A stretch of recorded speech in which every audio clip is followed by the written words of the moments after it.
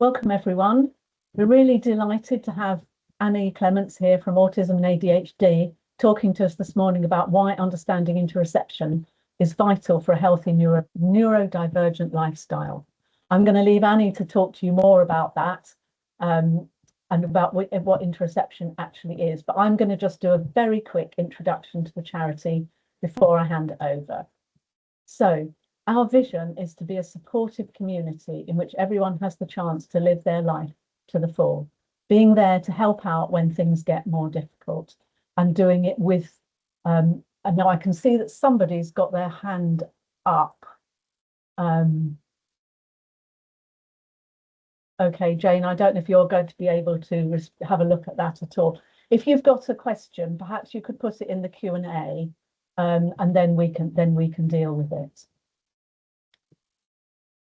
Okay, so we offer a range of financial assistance and a whole range of other supports and services around health and wellbeing and caring and whole range of things for you really.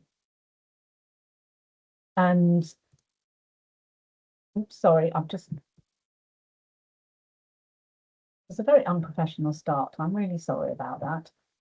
So we help. This is a really important slide for you. So you are eligible for assistance because you are a civil servant. We will be your charity for the rest of your life. And so if there's anybody in your life who has been a civil servant at some point or other, then we still will remain their charity as well. It's really important that we know that. So just some housekeeping arrangements for this morning, which just bear with me a second. Yes, so as I was saying, please use the Q&A if you want to ask questions. The chat is actually disabled for this session, but use the Q&A function and hopefully Annie can get to as many questions as possible at the end. Mm-hmm. We've also got open captions if you need closed captions, sorry, is available if you need them. And then you should be able to use the anonymous button when you're asking a question if you prefer to remain anonymous. Finally, before I hand over, this is just a list of more webinars that are coming up from Annie over the next few months, and then there's also one or I think possibly two sessions during Carers Week as well, which is the second week in June. So, but you will be able to find out more of those from the website. So without further ado, I'm going to stop sharing my screen and hand over to Annie. Hi, everybody. I've just got to sort my screen out for you. There we go. Well, that worked first time. That's quite impressive. It doesn't happen all the time. So I'm pleased about that. Okay. So interoception is a very interesting space where we know nothing about sensory processing disorder or difference, whichever word you prefer, up until about 8-9 years ago. And it's been a complete game changer in how we provide support and understanding for our community, for them to be able to move forward and keep that healthy lifestyle going, which has become a real important statement for us as both an organisation, but for me with my family and how I support my team, given that everyone that's in that space has got a neurodivergent presentation. So I want to really talk to you about interoception today because we've just got so much more information now, and it's going to be another one of those game changers as we start to understand things even more. So it's one of the sensory processing things that are looked at. You've obviously got your 5 senses that you learned in school, and then you've got interoception, proprioception, and all other sorts of bits that we're starting to understand. I think we'll get more names as we go forward, but this one is the one that we're focusing on right now. So what is it? That's a pretty important statement to make, isn't it? So basically, the sense of the internal state of the body. If you think about your tummies, because it's the easiest way to really get the message across. So when we think about our tummies, our tummies tell us when we're hungry, thirsty, in pain, and also when we're feeling nervous, when we're feeling sick, all of those sort of internal signals. But our internal signals also help us understand our emotions, be able to identify pain, whether we're feeling hot or cold. When you think about all the messages that our nervous system gives us on a day-to-day basis to help us look after ourselves and move forward and keep ourselves safe, they really are significant. All right. What we're understanding now, as with everything else that happens with us internally, our nervous system's messaging signal is out of sync, and there'll be some messages that come through in a very hyperspace and some messages that are just not coming through at all. And this particular area has often been overlooked, as it says here, but it's a foundational thing. I think we understand the whole thing about if the noise is too big, or if we can't deal with certain smells or taste. Those things are sort of now quite embedded within practice and understanding about how we function in our lives. But this one is often missed, and yet in many ways it's probably the most important one because it meshes in with all the others. So why does interoception matter? One, it supports emotional regulation. And we know that our emotional regulation or even dysregulation starts internally, where our nervous system becomes dysregulated, that emotion builds, and then we will go into overwhelm or burnout or whatever thing happens to be going on for you personally. But the interoception supports all of that. And if we don't understand it, then we can't help to regulate things in a way that's safe for us as an individual. It helps and guides our decision making. So whether we're going to do, am I going to avoid this particular situation because actually it's going to make me dysregulated because it's too noisy, too hot, too cold, all of those signals that are being given to us about keeping ourselves safe. All right, we are guided through what our interoception tells us. Is it telling me I'm too hot? So one of our children, for example, he can't tell whether he's hot or cold.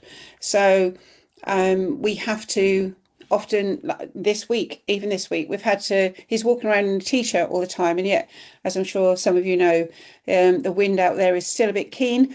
All right, and the only way Tom can't identify that he's cold, we have to feel his arm and go, mate, your skin's getting cold, you need to put on a jumper. Right, so that signal is not going through to him. Oh my goodness, my arms are cold, so I need to go and put on a jumper. Right, Tom very much works on the basis that on like a seasonal rhythm, if you like.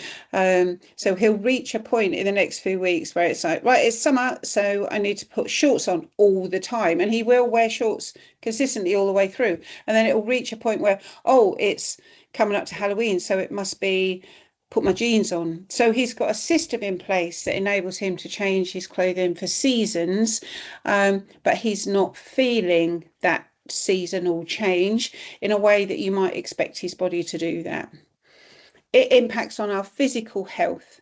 All right, so it tells us when we're in pain, when we're injured, and my two boys have got opposite ends of that. So Tom doesn't feel pain, and you might think, oh, that'd be quite nice. Actually, it's really dangerous. So like he wouldn't necessarily know if he got something like appendicitis, or he fell off a climbing wall once and he shattered the bones in either side of his foot, and he was just hobbling along, not, oh, I've hurt myself, can't move. He got up and then was limping, and it was only because we saw him limping that we realized something was seriously wrong. He couldn't identify that or even identify where the pain would have been. Okay, so becoming very aware of that is important, and it's essential for self-awareness and safety for those reasons, right? If you can't feel where those things are, then you can't necessarily keep yourself safe. And that's why it's really important that we understand it and know how to move forward. So those of you that have listened to me before, all right, will know our baseline of how we work as an organisation is around our 4 foundation blocks of neurodivergence, and here they all are. All right. The important thing is to remember they're all interconnected. All right. So this is something that we're only now really starting to join together.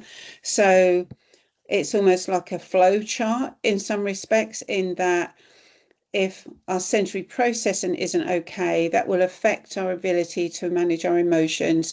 Not managing our emotions will start to affect how our executive function is working.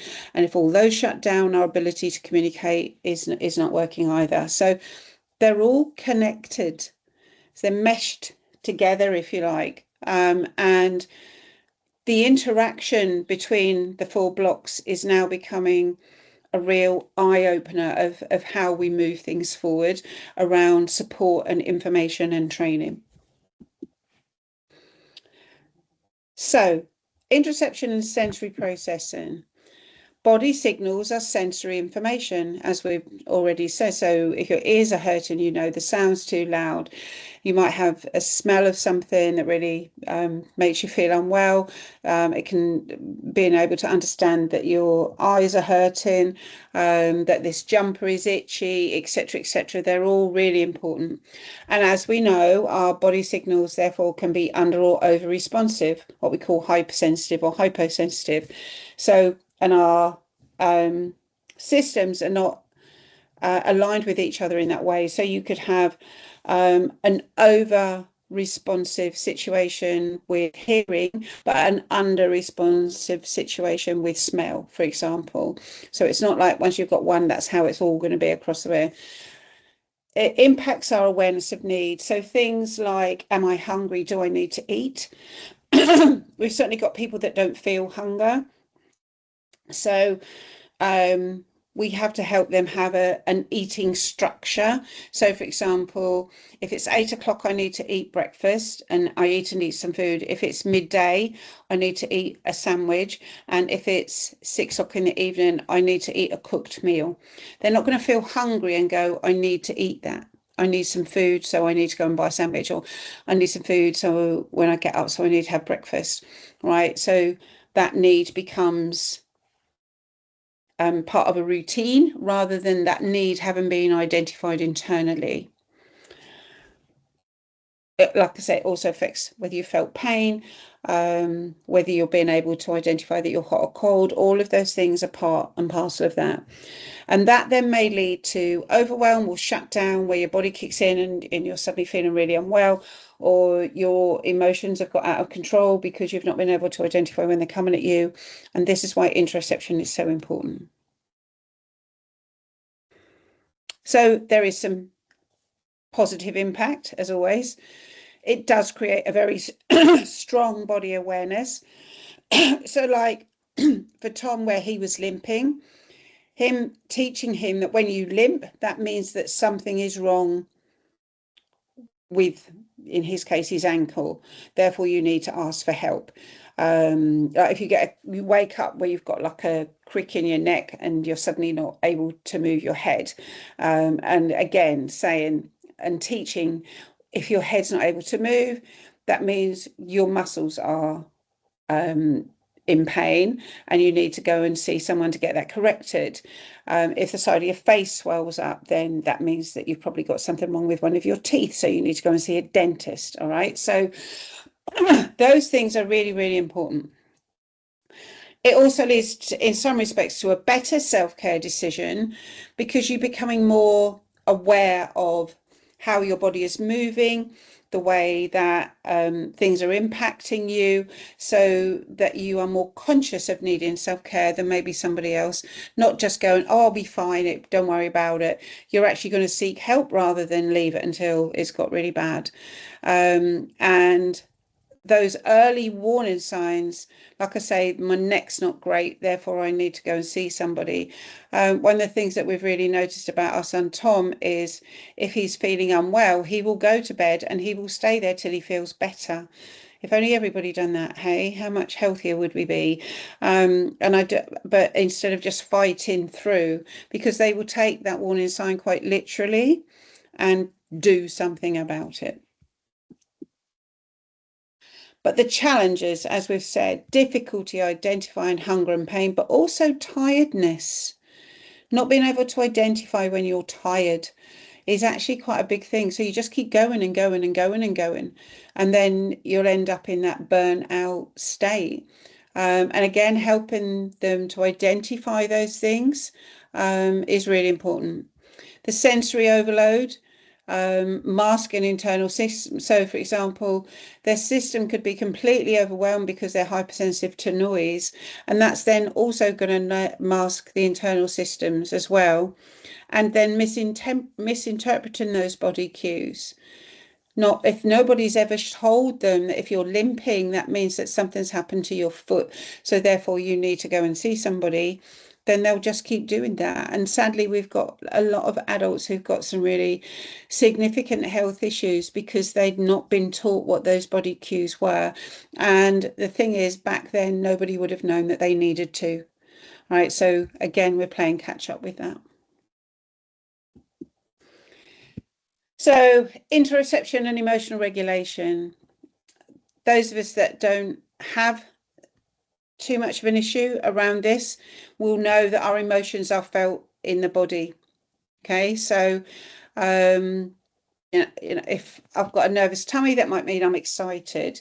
If I've got a pain in my head, that might mean that I'm really overwhelmed and upset. If I start to cry, then that means that I'm sad, etc., etc., etc. Right, so our emotions are shown through how our body actually presents, and it's something that we work quite closely with children and adults that can't actually naturally identify those emotions. It's a teaching exercise, not an expectation that they'll just work it out. And for that reason, the interoception helps label feelings. So I can get really frustrated where we can be in a learning environment and it'll be, we need to teach this child their emotions, and they'll just show them a few pictures of happy, sad and angry, and the child will gradually be able to go, that's a happy face, a sad face, an angry face. And that could be just it. That's about as far as it's going to go, right? When actually all they could do, they could equally just put down 3 different flavored crisp packets and go, that's plain, that's cheese and onion, and that's salt and vinegar, right? It'd be with what it's actually taught them about their emotions. All it's done is help them put a word to a picture, and being able to internalize that and help them in a broader way, find a way of being able to explain how they feel. Like if that tummy roll that you can feel, that might mean that you're feeling a bit anxious and nervous, for example. Those things are important, but it's important to know that we have to be quite pedantic in teaching them. It's not something they're just going to magically work out. It also then supports those regulation strategies, because if you're able to identify internally when your system is dysregulated earlier, you can actually learn the skills to be able to independently regulate that, whether it's an environment issue and you need to move away from that space, or it's because of a person or a complex situation that you need to move away, and the things that you need to do to regulate, whatever they may be for you individually. So it helps you enormously being out. So when we talk about keeping well, this is where it comes from, right?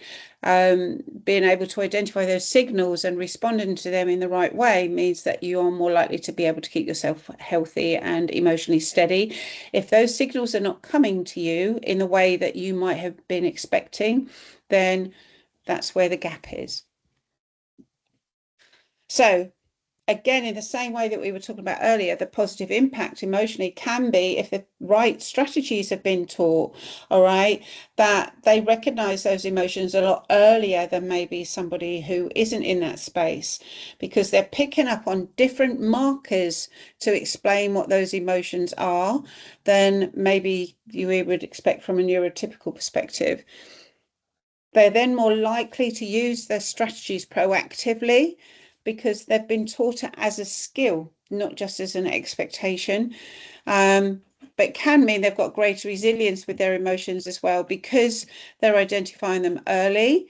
Then they're able to manage a bit of a blip. So for example, if they're starting to get anxious, if they're able to notice that anxiety internally quicker, they're more able to respond positively to it. So the anxiety is more likely to stay steady, not get overwhelming, and be able to get through that particular situation better. Challenges.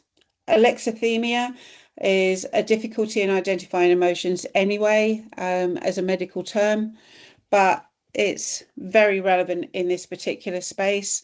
Can lead to more often emotional overwhelm because the signals are not being picked up early enough.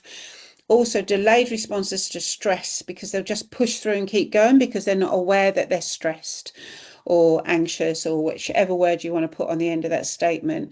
But they're given a delayed response to it if they've not been taught those skills. Therefore, it's harder to manage it, and you live in that space for a lot longer. So when it comes to executive functioning, which, as you know, we call most of the time imagination fracture, that we use our executive functioning for planning, self-reflection, analysing time, analysing safety and danger. We use it heavily in relationships. All of those things are crucial, and our executive function doesn't function in the same way as neurotypical people. So again, those types of things then start again to rely heavily on body signals when the brain's not giving you the information that it needs to do those things. So safety would be perhaps quite a key thing. In sometimes you can sense I'm not in a safe place here, or that way that anxiety starts to kick in, you start feeling nervy. And then planning that next step relies on being able to identify that particular internal signal. Motivation can also be linked to internal states. Being able to get going and move in and what have you relies on us feeling well and being able to sense that we're feeling well, and therefore we're in a good space to be able to do those things.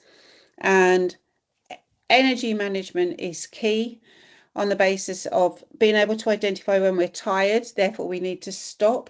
Being able to identify when we're more able, our bodies are ready to be able to go and do a particular task, means that we will manage that more effectively. So I hope you're starting to see that interoception is really important. What it does is multifaceted throughout the whole of the way that we live. So the positive impact of having executive functioning working well in partnership with interoception is better pacing and energy use, improved task initiation, awareness of limits, and all those things can be complex when it comes to this, in that we are ignoring what our body needs. We can go into burnout cycles, which many of you will know a lot about, and is a training in its own right. But it can also mean your difficulty in prioritizing self-care, not just from injury, that we were talking about earlier, or sleep, but also things like that your hair needs washing or your teeth need to be brushed. Excuse me, I'm going to sneeze. Oh, sorry, I do apologize. Those things are important around stuff, that you need a shower, because you can smell that you need a shower. Even things like being aware when you need to go to the toilet, all those things can be missing, and that's why we end up into it's something that we work quite a lot in around personal care. People thinking that they don't need to shower or wash their hair, and they'll just leave it because they're not feeling that it's not okay, or smelling that it's not okay in a way that you might expect. Okay, so social communication, fourth block. Understanding own state affects interaction. So, for example, I think those of us that will feel internal signals, so things like feeling sick, for example, that can affect our interaction, and we'd know that. I'm really sorry, but I'm not feeling too well today, so I might not be very chatty. Or equally, being able to understand the hyperactivity internally, where your system is just feeling really buzzy, something that I can relate to as an ADHD person. And I can feel, there's times where I can actually feel the adrenaline in my hands, and knowing that therefore that can make my speech go really fast if I'm not careful. And so just being aware of that means that I can be in more control of that. Reading others linked to self-awareness. So also learning from how other people present and how we internalize that and look within ourselves, and knowing that somebody else is upset and how we then respond to that. Being able to sense when somebody else might be feeling frightened or maybe feeling really excited. So how do we respond? So it therefore impacts on empathy and boundaries and keeping ourselves safe. And the training that we done around harmful relationships and how vulnerable we can be, it's all connected into this too. Being able to sense, hang on a minute, I'm not feeling right with this person. I'm feeling uncomfortable with this person. Being able to identify that and realize that there needs to be a boundary or a response to that. So the clearer communication of need is because that happens when that person has been taught how to identify that need and move forward. It means that we can create better boundaries. We've got more authentic interactions because we understand it more. And so interoception can give us all these wonderful signals if it's working properly. If it's not working properly, then we're in a mess. But it can also, we said, present challenges of misreading, internal state, difficulty in expressing needs, and social fatigue. So it's we hear a lot of it's too peoply today. I can't deal with any more people. I can't deal with any more phone calls. I can't deal with any more social chit chat. I just need to get out of that space and get out of the way. And being able to spot that can be difficult. Difficulty in expressing needs across the board, not just to do with pain, but as we said, things like hunger, being able to express that clearly. One of the spaces on the health passport that we give out for free for people to fill out and send to their doctors and hospital files and dentists about how we feel pain, how we are able to describe pain, even point to where it is. So going back to Tom's ankle again, because it's just, bless him, it's just a really good way of explaining it. When we got out of the hospital, it's very much a case, where does it hurt? And he couldn't point to that.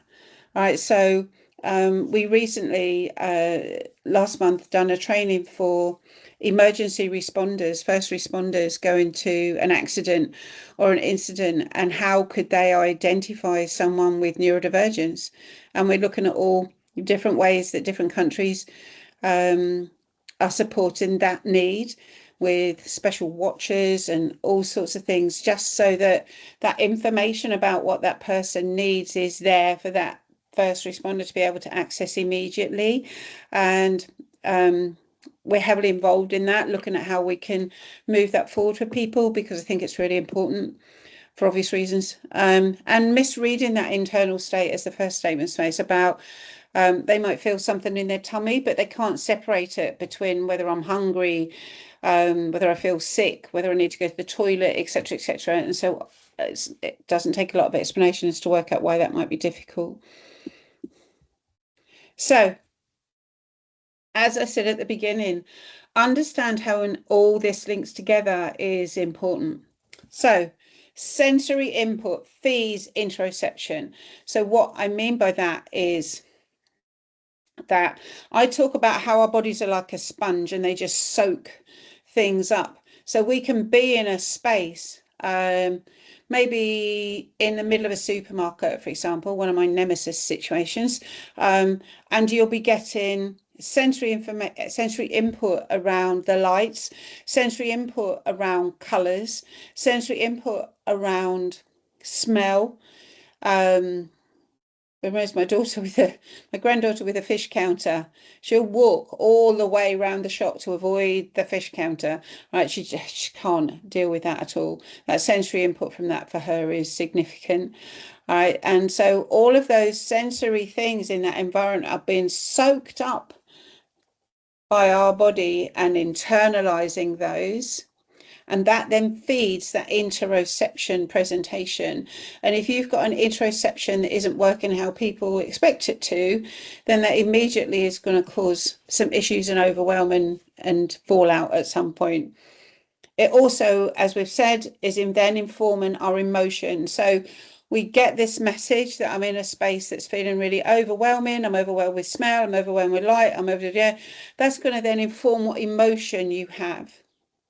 All right. And as that emotion gets bigger, that will impact on our brain being able to function. And all of that then influences social interaction. So we are now going down a path of looking at it on the basis of body, brain, behavior, stroke presentation. So if our body is receiving messages and causing dysregulation, that will then feed in to an emotional state around executive function, i.e. our brain, and that will then feed into a presentation of behavior of either overwhelm, could be real emotional outpouring, could be anger. There's all sorts of emotions that can kick in at that point, right? So where we're trying to work with professionals as well as families, don't look at whatever that presentation is as behavior. Start to go to a space now with this new knowledge that we've got of what's going on for that person internally, what's their body doing. Because that is where, if we can help that individual understand what's going on for them internally and what the signals are, or equally not there, then the resultant brain shutdown and behavior presentation will start to diminish more often and also diminish quicker. So for example, if someone you can start to see that body build up in a supermarket, for example, understanding that at that point, that person needs to go out and get some fresh air and helping them navigate that becomes really, really important. We've been doing a thing with Tom just lately where we're now, obviously, the benefit of having me as his mum, we can start to see where his sensory dysregulation starts to grow. And this is if we're at home for reasons that will become clear, right? We're then able to say to him, Tom, you're starting to get dysregulated. Why don't you go and do your 10-minute lay down on the floor? In fact, he was doing that just before I came up to do the training today. So he literally lays flat on the floor like a starfish. And there is something scientific that happens at that pace around the fact that the body is on a flat surface and it helps it to start to restabilize. And so he now does that. When he's starting to he can start to feel that dysregulation, and he will now take himself to go and lay on the floor and just give his body that break and that reorganization. Or if someone's putting that out to him, or like this week, we know that his body will be even more dysregulated than normal because we're heading into a full moon tonight, right? And that always impacts him and me. So, and I've been doing the same thing, having periods of time where I just lay flat on the floor. Obviously not in the middle of a supermarket. Like I said, this is when we're at home, right? But doing it before you leave the house, so that your body's as calm as it can be before you move forward that's helping you figure that out. Obviously, laying on the floor might not work for you. It's just one of the things. So the neurodivergent experience, as we know, its difference is not deficit. This is not a deficit. It's just a different way that our nervous systems and internal systems are put together. Right, this is where all of the genetics and knowledge is starting to come together, where it's not just that there was those key things, wasn't there, for ADHD and autism that were things, not giving eye contact or being very hyperactive and needing to move. We're now starting to see they're just different. Our bodies are very different. There's lots of different things internally going on. It isn't just about those top end things that we knew about in the beginning. But as with all things, now we're starting to understand them. We can do something about it, which means the future is looking a lot more proactive rather than reactive, which is what we want it to be. We have unique profiles. So even though all of us will have issues around executive functioning, sensory processing, language understanding, etc., they are still then presenting individually for us. We've got all of the 4 blocks, but how it presents for each individual will be different. So therefore, strengths and challenges will vary, and the context of the situation really, really matters. So, like I say, a supermarket to a swimming pool to a crowd of people to having to sit in assembly at school, what your working environment is like. Each one of those contexts may give a different difference. So where we start to support it is body check-ins. So it can, one of the things that we're trying to get parents and that to do is to check in each time you go into a new environment, and eventually it becomes normal, so it's not something that you have to regularly talk about, but it's walking into a space and just going, okay, let's have a look at the space. Do you think the lights are too bright? Do you so you need to put your glasses on? Is the noise too big, so you need to put your headphones on? It's doing a check-in. What are those check-ins for you? Looking at visual supports to help you navigate that situation then. So social stories for our kids then become really important. And being able to say, right, I'm going into a space that I know is going to be noisy, but I've got my headphones on, so I know that I'm okay. So they've got that little visual story to have before they go into the space. The routines, don't get too tied into routines, all right? But the routine check-in's important. The routines around checking in with your health, understanding the triggers, making informed choices about where you go and where you don't go become important, and looking at that co-regulation. So for example, if you're going to pick up a child from school and you know that child will have that after school collapse, you need to be regulated before you go and pick up your child. So what you do yourself to calm your own system down before you go into a situation where you know the other person is going to be dysregulated, because if not, you've got double dysregulation going on, and it's just a recipe for even more problems than you thought you were going to have in the first place.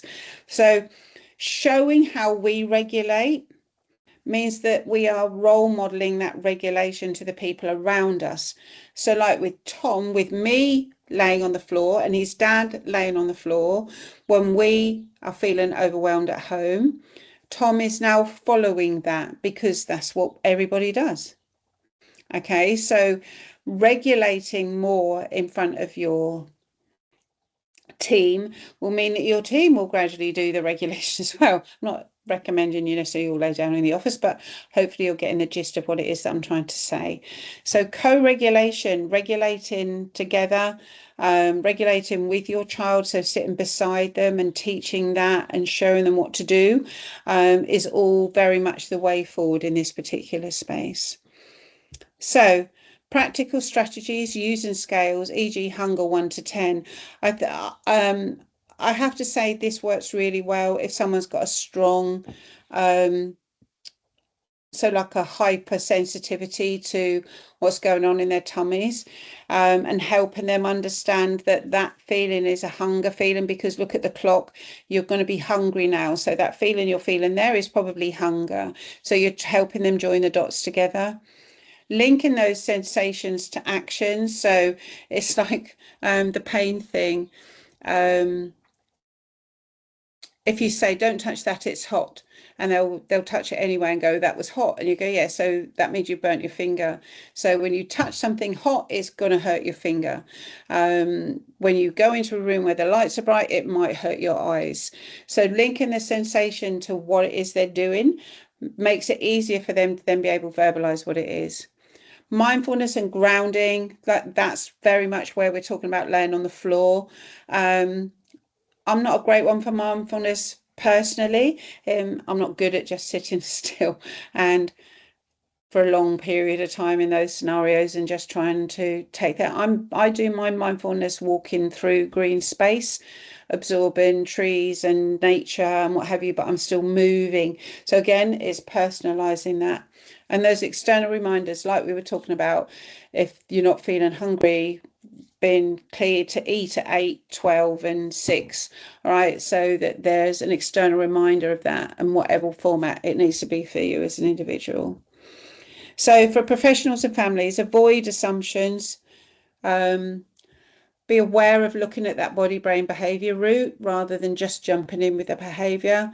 Teach explicitly around being explicit about how you feel to help them be able to start to express it themselves.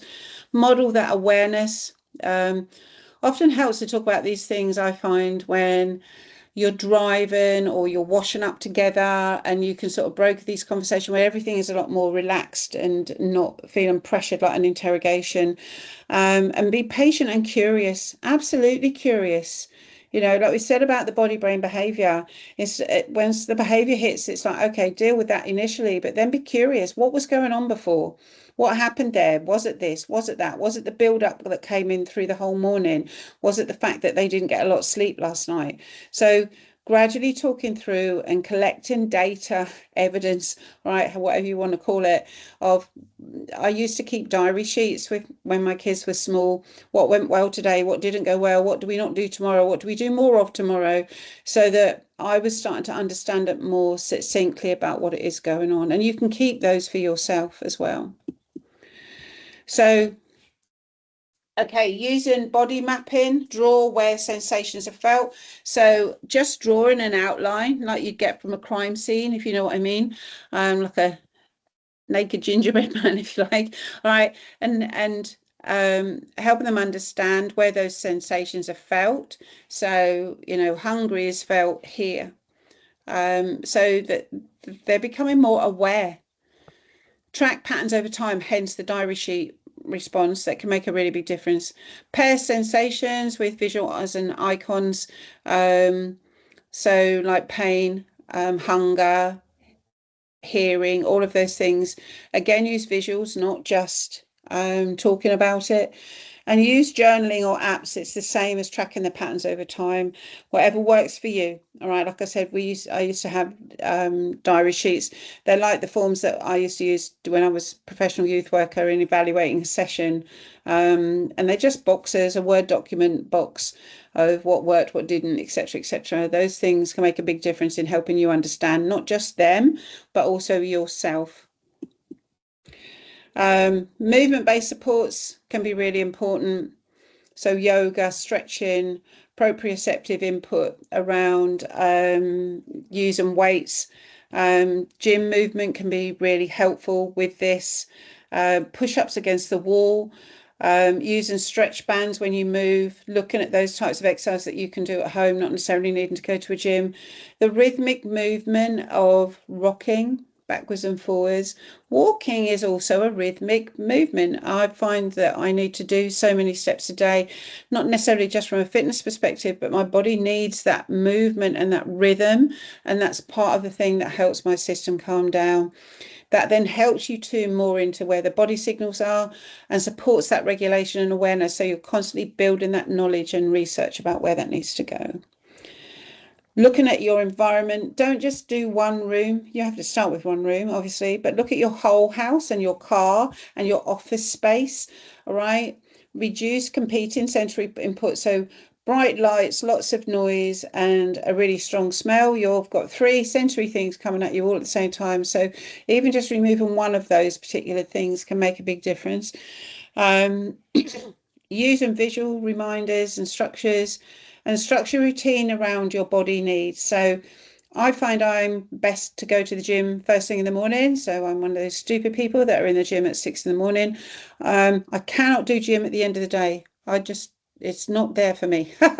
I get it is for some people, but my body needs that first thing in the morning to help it settle and also almost to switch it on from sleep.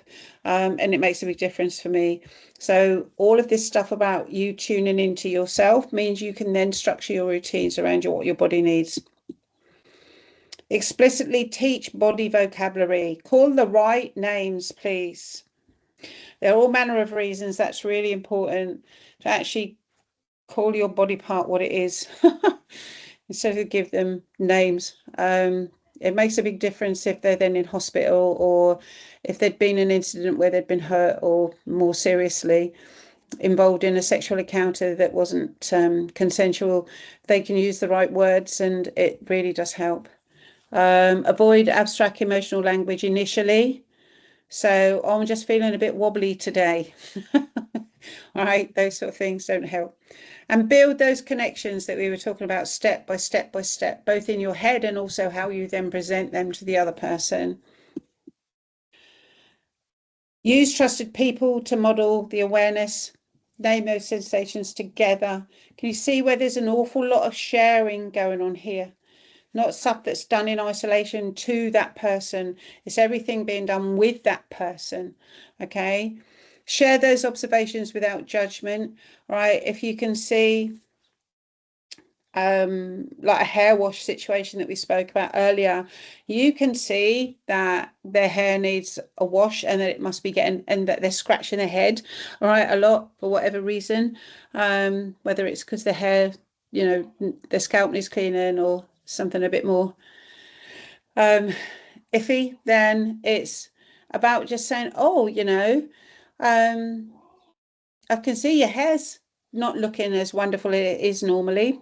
Maybe we need to just go that brushed or go and have a wash or whatever. So not, oh my God, your hair looks disgusting. Go and get your head in a shower. That's not going to help. All right. That's there. And when I talk about safety in this bottom comment, it's about emotional safety. If they don't feel emotionally safe with you, that you're not going to judge, you're not going to demand, you're not going to do, then you're not going to get anywhere with this stuff at all. So we're nearly there, guys. So regular check-ins for fatigue. Watch them, become very observant, all right? Are they starting to drift off to sleep? Are they starting to do that earlier and earlier, which means they're starting to get much more tired? If they're not feeling tired, then able to identify that. Plan rest proactively, like a bit like with Tom laying on the floor. He's now got set times over the day that when we're at home that he can do that, because it means that he's not having to think too much about it. Use energy budgeting. It's the same with decision making. Get rid of a lot of decisions first thing in the morning. Won't actually help. You need to spread decisions out across the same. It's the same with the energy budgeting, looking at where if you know they've got a big activity in the evening or the afternoon, then rest in the morning sort of situation. And recognize their early burnout signs. We've done several trainings around burnout and how to identify it and how to help. And they should be in your portal. So please go and find those out. And this about adapting strategies across lifespan. So children, you're looking at play-based visual supports. Teens, identity and autonomy focus. Adults, workplace adaptations, and in visualize always. All right, it changes and shifts as you get older. It's not school anymore, it's workplace, so the environment's very different, so you need to look differently at it. And for our little people, you know, that stimulus that is expected for babies and toddlers, just keep an eye on where that goes and helping them to move forward. So the key takeaways from the session: interoception is foundational. Okay, it's a foundation of everything else that is going on, and the more we understand it, the better off all of us are going to be. That all the 4 blocks interact dynamically. They might be separate words and separate presentations, but when it comes to day-to-day situations, they merge in together. The support must be holistic. Don't just look at one, you look at the whole thing. And that awareness leads to empowerment, and that is really, really important.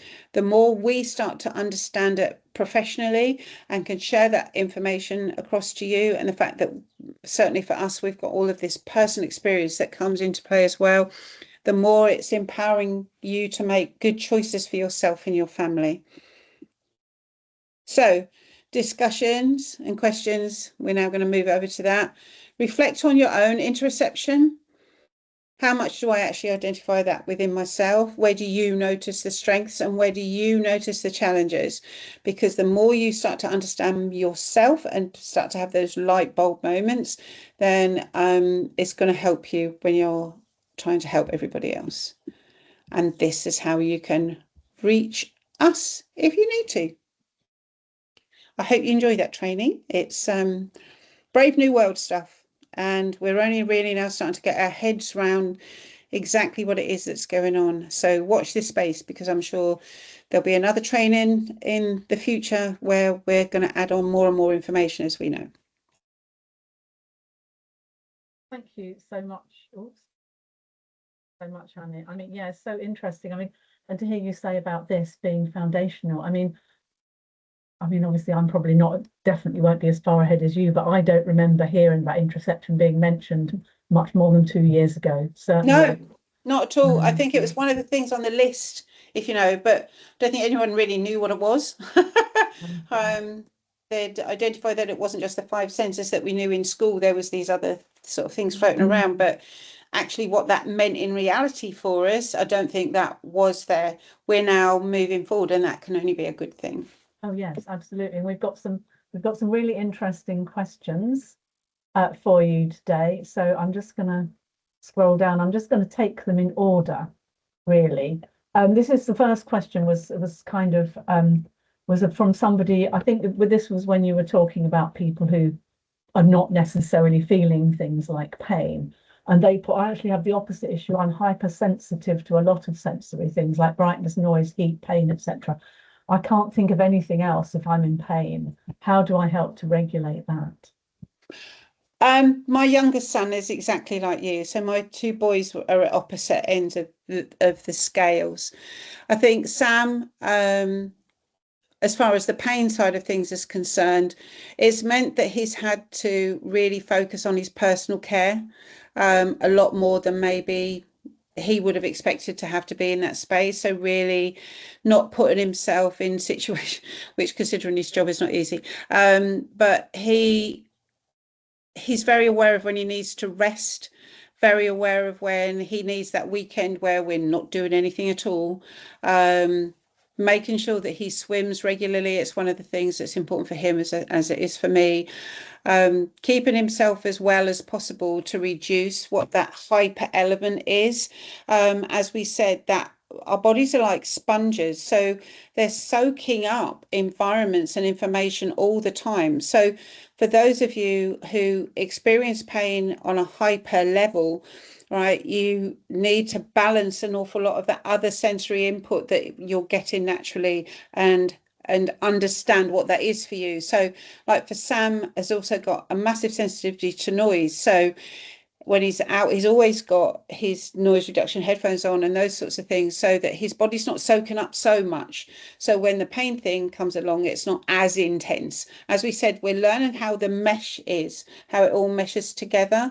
And so if we can balance one thing off, it will start to help something that maybe we haven't got as much control over, but we have got some control over this bit here. So let's see what we can do with that. I hope that all makes sense. Yes, I mean, it's interesting, isn't it? And you kind of wonder going forward how much places like pain clinics will kind of need to adapt their work.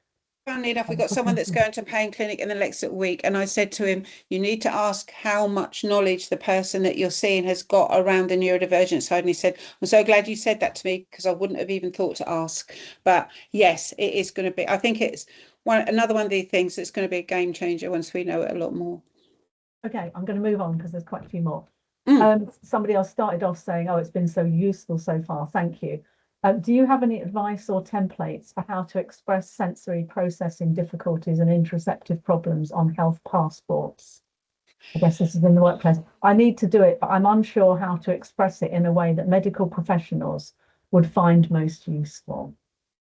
I think it's about using, in this particular case, that actual word. All right, if you just go in and go, I don't feel pain very well, or I don't feel well, I think that there's a very good chance that they're just going to dismiss it. Do you know what I mean? So being very clear that I have neurodivergence, my interoception signals are poor and strong in different areas, and this is how it presents. It does this, and this, almost like a bullet point situation. We find with the health passports especially that if you put lots of sentences around it, the real message gets lost in the interpretation, and a lot of the doctors haven't got time to read it if you're in that scenario. So we've found that to be, at the moment, the best way of getting at least the basics over, so that it's just been a bit clearer. It's almost like if you write it in a kind of neurodivergent friendly way, the doctors will be more likely to be able to Yes, read it and and as I say, just bullet point it.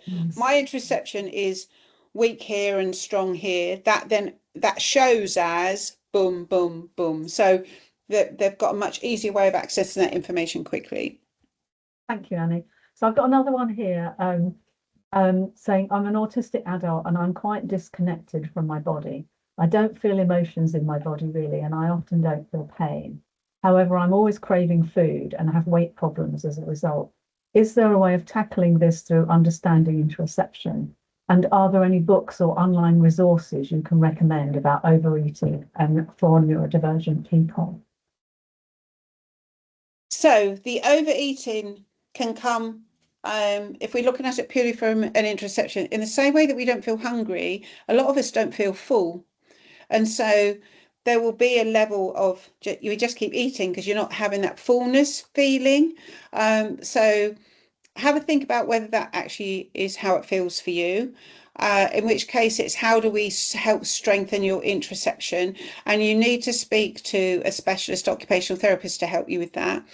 Also, obviously, as I'm sure you know, food can also be something to do with the sensory issues that are going on in your mouth, not just to do with what we've been talking about here. So if your sensory issues in your mouth where you don't really feel textures or anything like that, it's possible that you're also overeating to stimulate your taste receptions, because your body would do that quite naturally. So again, I think having a really good sensory assessment in those particular areas could end up helping you from an eating perspective. And if you have difficulty in finding some good sensory assessments in your local area, then by all means reach out to us. We might not know, but we work with two people who are excellent in that area who may be able to recommend someone to you locally. Thank you, Annie. Jane, I wonder if you could just put, excuse me, the Autism and ADHD website into the chat, because I know Annie shared it at the end, but if you could put that in, that would be really good. So I've got another one here. Does physical clumsiness also come under interoception? Both things like walking into door frames due to lack of spatial awareness, but also things like poor handwriting. I'm wondering if maybe I'm missing some sort of feedback that others have that results in these things. It's more of a dyspraxia type presentation, those things that you're talking about, and the spatial awareness. And it could also be, I don't know whether you've been tested for it, but something, the Erlen syndrome presentation around visual distress, where you have the color glasses and those sorts of things. So that can also be quite a significant piece of the jigsaw. If you've never been tested, that may be something to explore as well. My son's head teacher was an Erlen assessor, but also she had really significant Erlen herself. She used to have to wear her glasses to step off a bus or step out of a shower, as well as, so it was helping her spatial awareness and obviously her writing and reading. So that may be another area to explore if you haven't gone down that path. Thank you, Annie. We've got another couple. We've got another minute. My flat constantly vibrates from traffic, trains, construction, washing machines in lower flats. Vibrates in my sternum and cranial fluid. Feel dizzy and panicky. is this interoception or other types of perception? I'm not a clinician, so I wouldn't like to answer that completely. I would say it may be worth you asking to speak to someone who's very knowledgeable in sensory differences as a thing. They're usually occupational therapists that you go and see for that, but you need one that really gets the neurodivergent side of it as well. But I think, again, it would pay you to have a really solid sensory assessment done, because it follows your eyeballs and all sorts of things around that sort of scenario that you're talking, just to see where the imbalance is, and it might be really helpful to you. Thank you, Annie. I'm conscious that we're pretty much coming to the end. So for those of you that we haven't managed to get to your questions, I'm really sorry. If you, I will try and take a note of them and see if we can respond to you in some way afterwards. There's just 2 or 3, Annie. If you can send them over to me, then we can, you know how we do it. So I'm happy to do that if we can. So somebody asked about the portal that Annie referred to. In terms of all the sessions that she's done for us, the portal that she referred to is actually the Charity for Civil Servants website, cfcs.org.uk, and there's a link that I put in the Q&A 10 minutes ago with the link for that, and Jane has also put the link for the Autism and ADHD website into the chat as well.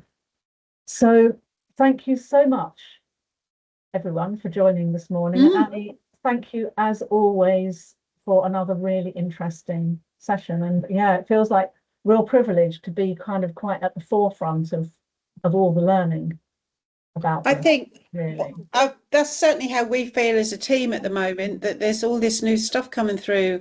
And I think some of it is a credit to our freelance team, to be honest, where they've got their own specialisms and it gets fed into us centrally, if you like. But it feels like the learning is moving at speed now in a much better way than we've ever had before. There's still a long way to go, but there are inroads coming at us. So as we always say, we're working for the generation coming behind us, not necessarily ours, but there's a lot to learn that will help us immediately anyway. So yeah, there was a comment that somebody had put in the chat that we didn't manage to get to about, I wish I'd known all this when I was don't we all?